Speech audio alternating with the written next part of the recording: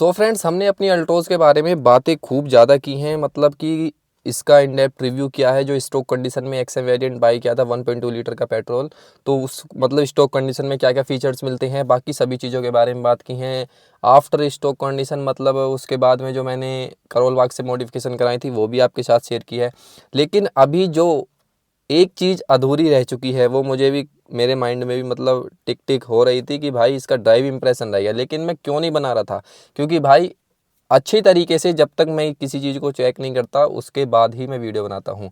जब तक मुझे एक्सपीरियंस नहीं हुआ, मतलब इसमें चलाने में क्या क्या कमी है, इसके इंजन में क्या दिक्कत है, अंडर पावर फील होती है या नहीं होती, क्या क्या सिस्टम है इसके इंजन के राज, आज खोलूँगा भाई। साथ ही में मैं आपको बताऊँ 5,000 से ज़्यादा गाड़ी चल चुकी है, क्या दिक्कतें हैं, क्या अच्छाइयाँ हैं, क्या बुराइयाँ हैं, सभी बातें कर लेंगे। देखते हैं भाई चला के कि किस तरीके से परफॉर्म करती है ये गाड़ी। ये लगाया भाई फर्स्ट गियर।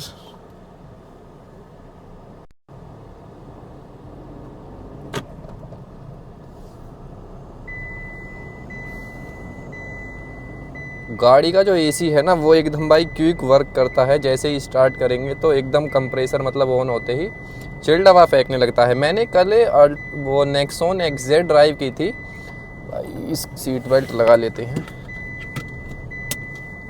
कल मैंने नेक्सॉन एक्सजेड ड्राइव की थी, लेकिन उसमें दिक्कत क्या लग रही थी मुझे, वो चली थी गाड़ी करीब 15,000 किलोमीटर। 15,000 किलोमीटर चलने के बाद मैं उसका max automatic climate control AC था और मैक्स उसका मैं 7 कर रहा था, लेकिन 7 के बाद भी वो इतनी अच्छी कूलिंग नहीं कर पा रही थी। या तो उसके एसी फिल्टर वगैरह में कुछ दिक्कत होगी। मैं ये नहीं कहता कि नेक्सॉन का एसी ख़राब है, एसी तो सभी में सेम ही है अगर टाटा की है तो इसका जो एसी की कूलिंग है वो काफ़ी बेटर है। या तो एक किया आती है वो अच्छी कूलिंग करता है, या फिर ये, दोनों में कोई भी दिक्कत नहीं है। और चलाने में गाड़ी ऐसी है कि भाई अभी तक 5,244 किलोमीटर अभी जो इसका ओडो है वो हो रहा है, लेकिन चलाने में गाड़ी में कोई भी लैग फील नहीं हुआ मुझे। बिल्कुल फिनोमिनल, एकदम स्मूथ, हर तरीके से हर रोड के ऊपर ये कामयाब है गाड़ी। चाहे आप थोड़े गड्ढे वगैरह में भी ले जाएंगे तो इसका जो गाड़ी का सस्पेंशन है ना वो भी बिल्कुल एकदम गड्ढों वगैरह को अच्छे से एब्जॉर्ब कर लेता है। अब बात करते हैं हम इंजन की, मेन टॉपिक पे आते हैं। इंजन इसमें 1.2 लीटर का है। एक्सएम वेरिएंट लिया था जो मतलब रेवोट्रॉन आता है, और इसमें 1.5 लीटर का टर्बो चार्ज आता है। लेकिन ये 1.2 लीटर का जो है ये जनरेट करता है सिटी मोड के अंदर। इसमें तो ड्राइव मोड आते हैं, अगर आपको नहीं पता तो यहाँ पे आप देखिए, इसमें तो ड्राइव मोड है, इको और सिटी हम यहाँ से MID के अंदर चेंज कर सकते हैं। यहाँ पे ये चेंज होते रहते हैं। जैसे अभी सिटी मोड के अंदर है, ये सिटी मोड के अंदर ये गाड़ी 88 PS की पावर जनरेट करती है और 115 न्यूटन मीटर का टॉर्क। जो अंडर पावर तो फील नहीं होती। अब मैं आपको बताऊंगा अंडर पावर फील कब होती है। ये गाड़ी आप मानिए 5th गियर में चल रहे हैं, ये सभी गाड़ियों की बात है। 5th गियर में मैं अपनी गाड़ी को चला रहा हूँ और भाई मुझे इतनी मंदी पड़ गई गाड़ी, मतलब मेरी गियर के जो स्पीड है उससे डाउन आ गई। गियर की स्पीड डाउन आते ही उसके बाद हमको गियर निकालना पड़ता है। लेकिन बहुत लोग क्या करेंगे, 5th गियर में ही भाई ओवरटेक करने की कोशिश करते हैं, जिसमें हर गाड़ी अंडर पावर फील होती है। मतलब भाई पहले उसका गियर चेंज कीजिए, उसके बाद देखिए हैं भाई ऐसी गाड़ी के अंदर कोई भी दिक्कत ना आए, उसी हिसाब से पावर वगैरह वो पहले ही प्रोवाइड करती हैं। और अगर सिटी मोड से हटा के मैं इको मोड में कर देता हूँ तो गाड़ी की 10% की पावर, मतलब 10% इसकी पावर डाउन हो जाती है। अब यहाँ पे देखिए ये थोड़ी सी वो है, मतलब ऐसी ऑफ रोडिंग टाइप रोड, कच्चे पक्के रास्तों पे कैसी गड्ढे एब्जॉर्व करती है वो चीज़ें भी चेक कर लेते हैं। स्टेबिलिटी कैसी है इसकी। पहली गाड़ियों में ESP वगैरह ये नहीं आते थे, इसमें सेफ्टी का भी पूरा ध्यान रखा गया है। ABS CBD मतलब टोटली इसमें सेफ्टी फीचर्स दिए गए हैं। 2 एयर बैग दिए गए हैं। जो इसमें रेसर वेरिएंट आने लगा है वो उसमें 6 एयर बैग कर दिए हैं। मतलब जो हमारी इंडियन गवर्नमेंट ने उसने सभी गाड़ियों के अंदर बेस वेरिएंट से 6 एयर बैग आने मैंडेटरी हैं। लेकिन जब मैंने ये लिया था तो इसमें 2 एयर बैग आते थे, एक पैसेंजर और एक ड्राइवर। तो गड्ढे वगैरह भी अच्छे से एब्जॉर्ब कर रहे हैं। इसके जो सस्पेंशन है वो वाओ, मतलब 16 इंच के इसमें व्हील दिए गए हैं। आप देखिए गाड़ी मतलब स्टेबल है भाई, मतलब कंट्रोल के अंदर रहेगी आपके हमेशा। अगर आप ऐसे हैं नई नई गाड़ी चलाना सीखे हैं, एकदम आप इसको भगाएंगे या वैसे करेंगे तो भाई हर कोई गाड़ी पे मात खा जाता है, चाहे आप BMW या फिर कोई अच्छी स्टेबिलिटी गाड़ी क्यों ही ना ले लें, तो सभी ऐसे ही होता है। तो भाई यहाँ पे देखिए, अभी मैं आपको उतर के दिखाता हूँ कितनी जगह यहाँ पे है। अभी आप इधर से देखिए, जो गाड़ी है वो एक खेत के साइड में खड़ी हुई है और यहाँ पे अगर मैं आपको दिखाऊं तो थोड़ी सी ही जगह है।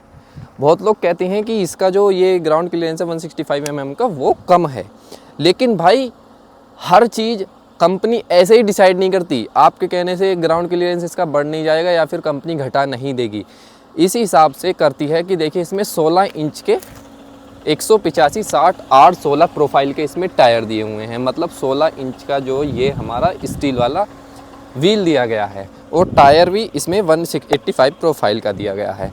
तो मुझे नहीं लगता कभी भी कोई इस ग्राउंड क्लियरेंस की गाड़ी पे दिक्कत आएगी। बहुत सारी गाड़ियां हैं, देखिए स्विफ्ट का देखिए, बलिनो का देखिए, उनका भी तो ऐसा है, उनमें तो कुछ भी नहीं है। मैं इसकी स्पेशली कोई टाटा वालों ने मुझे यहाँ पे कोलैबोरेशन के लिए वीडियो नहीं दी, लेकिन मैं आपको अपनी राय के हिसाब से बता रहा हूँ, अपना एक्सपीरियंस आपके साथ शेयर कर रहा हूँ, तभी मैंने इतनी ज़्यादा ये गाड़ी चला के उसके बाद वीडियो डाली है। तो उस हिसाब से आप देखिए कि आपके हिसाब से क्या गाड़ी सेट बैठती है या फिर नहीं बैठती।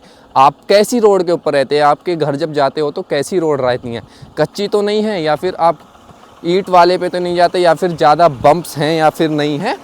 वो सब चीज़ें आपको गाड़ी ख़रीदने से पहले सभी चीज़ें डिसाइड करनी पड़ती हैं, जैसे आप बजट डिसाइड करते हैं। लेकिन इस गाड़ी से ग्राउंड क्लियरेंस में आज तक मुझे कहीं पे भी दिक्कत नहीं आई। अब मानिए आपको पहाड़ों पे या वहाँ पे जाना है भाई घूमने के लिए, उस हिसाब से आपको गाड़ी खरीदनी है, उसके लिए ये गाड़ी नहीं है। उसके लिए आपको 4x4 चाहिए, ऑल व्हील ड्राइव चाहिए, AWD चाहिए जिसमें मैकेनिकल लॉक डिफरेंशियल हो, और थार में जिमनी ये चीज़ें काम करती हैं वहाँ पे, गुरखा वगैरह। लेकिन इसमें आज तक मैंने करोल बाग से ये लगवाए थे भाई, इसमें ये मड फ्लैप, ये कहीं पे भाई नीचे से यहाँ पे जब मैंने उतारी थी तो ईंट लगी थी इसमें, उसके बाद ये टूटा है। वैसे नीचे से गाड़ी आज तक मेरे पे को तो टच नहीं हुई भाई, वैसे लग गई, साइड से लग गई। आप देखिए कितने सारे इसमें भाई डेंट्स हुए हुए हैं, लेकिन ऐसा नहीं है कि मुझ पे नीचे से लग के चेसी में या फिर कहीं पे कुछ भी दिक्कत आई है। देखिए मेरे हिसाब से फिट बैठती है। आप देखिए यहाँ पे कितनी जगह है, मैंने आपको दिखाई। इसमें मोड़ के देखते हैं गाड़ी किस हिसाब से मुड़ती है, मुड़ती भी है या फिर नहीं मुड़ती। अगर मैं इस खेत के पे से भी मोड़ के लाऊंगा ना भाई, ये तो भी मुड़ जाएगी, तब भी नहीं अड़ेगी इस वाली उस पर। देखते हैं इसमें लगा के हम,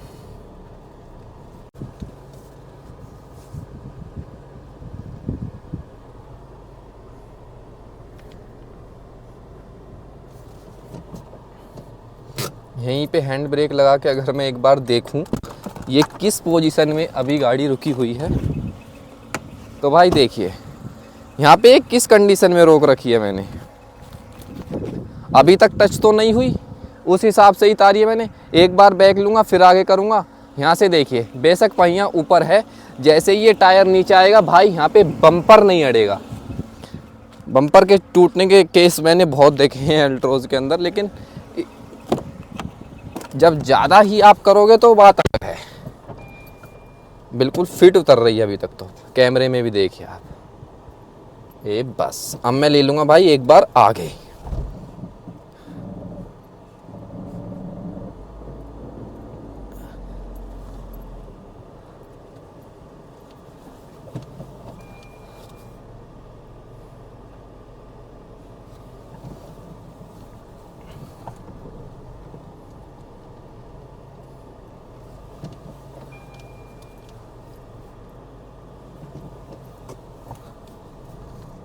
देखिए कितनी आराम से मुड़ी है।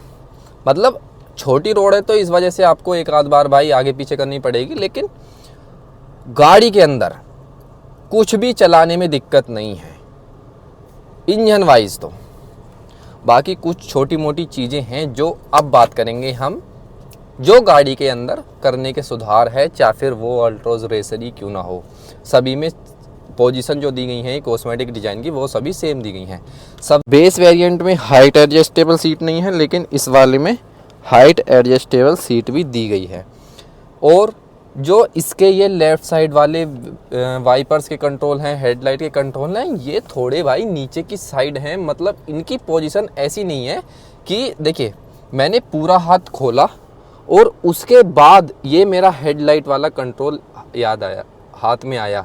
तो ऐसा होना चाहिए कि ये मतलब यहाँ से टच होते ही एकदम दबाते ही चलने लगे। मतलब ज़्यादा दूरी पे दी गई हैं। इनकी जो बीच की जो यहाँ पे ये गैप है ना, ये थोड़ा सा इनको कम कर देना चाहिए ताकि ये अच्छे से हो पाए। और इसकी जो विजिबिलिटी है वो ठीक है, मतलब बम्पर थोड़ा नीचा है, आगे से जो बोनेट है सॉरी वो थोड़ा सा नीचा है, इस वजह से थोड़ी दिक्कत होती है आगे देखने के लिए। अगर मानिए आप कोई कम हाइट का बंदा है फॉर एग्जांपल, और हाइट एडजस्टेबल सीट नहीं है उस वाले वेरिएंट में, उनके पास इतना बजट नहीं है, वो अल्ट्रोज को बाय कर लें, उसमें दिक्कत है। उसमें दिक्कत ये है कि मतलब हाइट एडजस्टेबल सीट ना होने की वजह से बेस वेरिएंट में हम आगे की साइड भाई बोनेट को बहुत कम देख पाते हैं।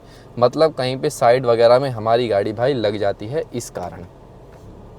तो गाड़ी ऑफ रोडिंग में भी भाई सक्सेसफुल, मतलब ऑफ रोडिंग तो प्रॉपर नहीं, लेकिन ऑफ रोडिंग जब कच्चे पक्के रास्तों पे हमको चलाने की ज़रूरत पड़ जाए। बाकी एक बार भाई देख लेते हैं इसका पिकअप सिटी मोड के अंदर और इको मोड के अंदर कैसा है। 10% पावर माइनस हो जाती है इको मोड के अंदर, देख लेते हैं भाई। यहाँ पे मतलब 10% माइनस हुई तो पावर इसमें हो गई भाई 88 PS की पावर है, तो इसमें मतलब 8.8 PS की पावर माइनस हो गई। तो ये है। अब देख लेते हैं भाई सिटी मोड के अंदर, सिटी मोड के अंदर क्या रेस्पॉन्स दिखाती है ये। यहाँ पे 88 PS की पावर और पूरी 115 न्यूटन मीटर का टॉर्क। देखते हैं टायर स्किड होने की आवाज़ आती है या फिर नहीं। वाह यार, मेरा डिसीजन तो बहुत अच्छा था इस गाड़ी को ख़रीदने का भाई। पेट्रोल में मेरा नेक्सॉन का भी इरादा था, लेकिन नेक्सॉन मुझे पेट्रोल के अंदर बिल्कुल पसंद नहीं है, क्योंकि इतना इंजन लैग करता है भाई उसका, चाहे आप कोई सा भी वो वेरिएंट उसमें। लेकिन डीजल में अगर आप नेक्सॉन लेंगे तो कोई बीट नहीं कर पाएगी उसको गाड़ी। स्पोर्ट्स मोड में डाल दे भाई 120 PS की पावर जनरेट करती है। ये देखिए 5th गियर में भी भाई 60 पे वैसे स्टेबिलिटी कंट्रोल आपके हाथ में इस गाड़ी का भाई इतनी स्टेबल रहती है कि मतलब अगर आपको थोड़ा बहुत भी कहीं एकदम इमरजेंसी में कुछ भी दिक्कत आए तो एकदम आप कर सकते हैं। अब आप देखिए सेफ्टी के ब्रेकिंग के बारे में बात कर लेते हैं। आगे ये मोड है भाई, और इस पर मैं ब्रेक दबाऊंगा तो काफ़ी अच्छे भाई ब्रेकिंग है इस गाड़ी की, क्योंकि ABS दिया गया है इसमें। और वो अगर आप पूरा वाला वेरिएंट लेंगे तो आपको हिल असिस्ट मिलेगा, ट्रैक्शन कंट्रोल, सभी फीचर्स के साथ ये गाड़ी आती है भाई। तो क्या आपकी राय है इसको ख़रीदने की? आपके मन में भी थोड़ा बहुत अगर आप इसको पसंद करते हैं तो प्लीज़ आप मुझे बताइए कमेंट सेक्शन में जाके। क्या पता मैं आपको कुछ और सजेस्ट कर सकूं आपकी रिक्वायरमेंट के हिसाब से। एक वीडियो लेके आऊँगा कि मतलब आप डिसाइड कैसे कर पाएंगे कि मुझे ये गाड़ी ख़रीदनी है, कौन सी गाड़ी ख़रीदनी है, नई गाड़ी ख़रीदनी है तो कौन सी लूँ। तो चलिए फ्रेंड्स, फिलहाल वीडियो में इतना ही। मिलते हैं किसी नेक्स्ट वीडियो में नए टॉपिक के साथ। तब तक के लिए बाय बाय। अगर आपकी कोई अदर क्वेरी है तो इंस्टाग्राम हैंडल आपको यहाँ पे दिखेगा, वहाँ पे जाके डायरेक्ट मैसेज कर सकते हैं। और एक features auto start stop, clutch दबाऊंगा गाड़ी start. Wow, thank you so much.